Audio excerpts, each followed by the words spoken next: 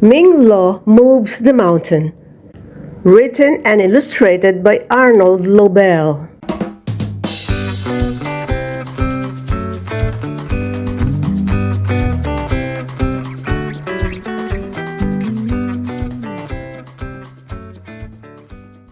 Ming Lo and his wife lived in a house at the bottom of a large mountain. They loved their house, but they did not love the mountain. Rocks and stones broke loose from the cliffs. They dropped down onto the house of Ming Lo.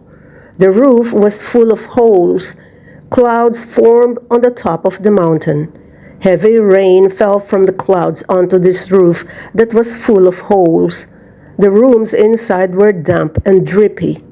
When the sun did shine, it never warmed the house of Ming Lo. The mountain always cast a dark shadow. The flowers and vegetables in the garden grew thin and sparse. "This mountain brings us nothing but unhappiness," said the wife of Ming Lo. "Husband, you must move the mountain so that we may enjoy our house in peace." "My dear wife," said Ming Lo, "how can one small man such as I move a large mountain such as this?" "How should I know?" said his wife. "There is a wise man who lives in the village. Go and ask him." Ming Lo hurried to the village.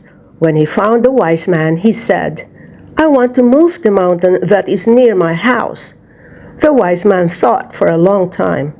Wisps of smoke curled from his pipe. Finally he said, "Go home, Ming Lo. Cut down the tallest, thickest tree you can find.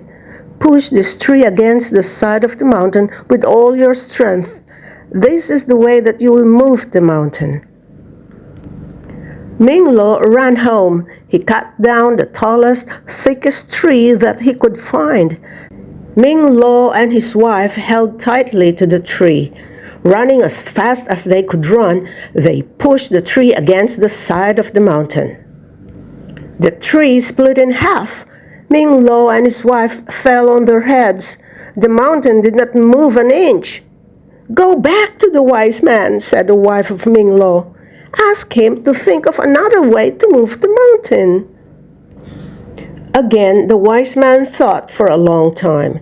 Rings of smoke blew from his pipe.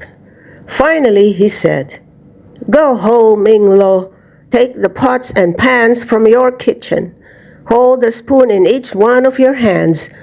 With these spoons, hit the pots and pans as hard as you can.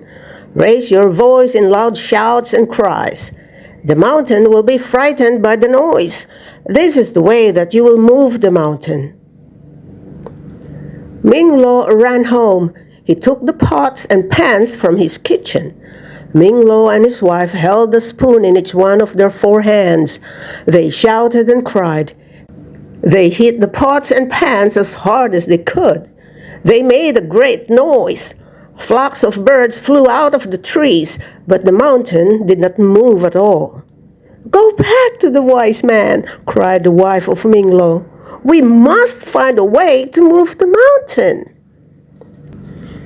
Ming Lo watched as the wise man thought for a very long time. Clouds of smoke billowed from his pipe. Finally he said, "Go home, Ming Lo. Bake many cakes and loaves of bread. Bring these to the spirit who lives at the top of the mountain. The spirit is always hungry. He will be happy to receive your gifts. He will grant your every wish. This is the way that you will move the mountain." Ming Lo ran home. With his wife, he baked platters of cakes and baskets of bread. Together they began the steep climb to the top of the mountain where the spirit lived. They felt a strong wind as they struggled up the high cliffs. It whistled and howled. Soon the air was filled with flying cakes and loaves of bread. There was nothing left for the spirit, and the mountain did not move. Without waiting for his wife to say a word, Ming Lo went quickly back to the wise man. "Help me to move this mountain so that I may enjoy my house in peace," cried Ming Lo. The wise man sat in deep thought for a long, long time. There was so much smoke coming from his pipe that he could hardly be seen. Finally he said, "Go home, Ming Lo. Take your house apart, stick by stick. Gather all the sticks that are the pieces of your house. Collect all of the things that are your possessions. Bind everything into bundles with rope and twine. Carry these bundles in your arms and on the top of your head. Face the mountain and close your eyes."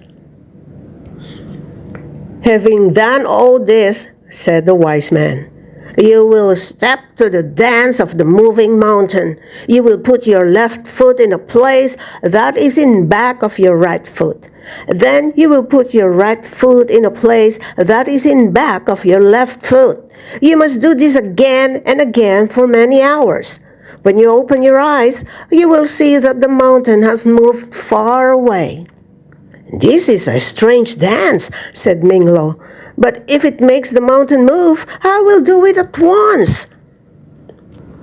Ming Lo ran home. He took his house apart, stick by stick. He gathered all of the sticks and collected all of the things that were his possessions.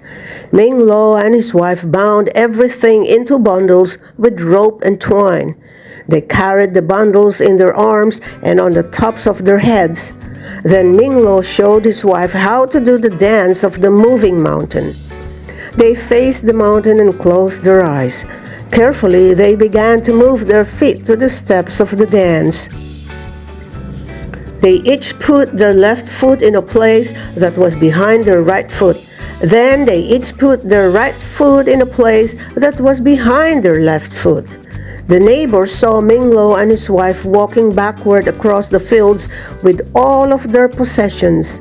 It was an odd sight, and they watched in wonder. After many hours had passed, Ming Lo and his wife opened their eyes. "Look!" cried Ming Lo.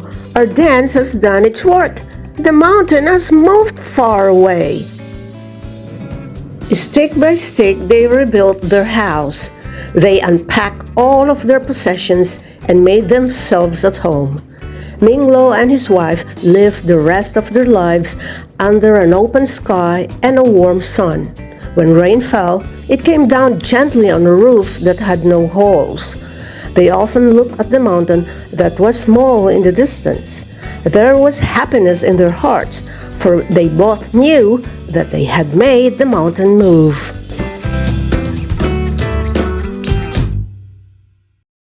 Hi!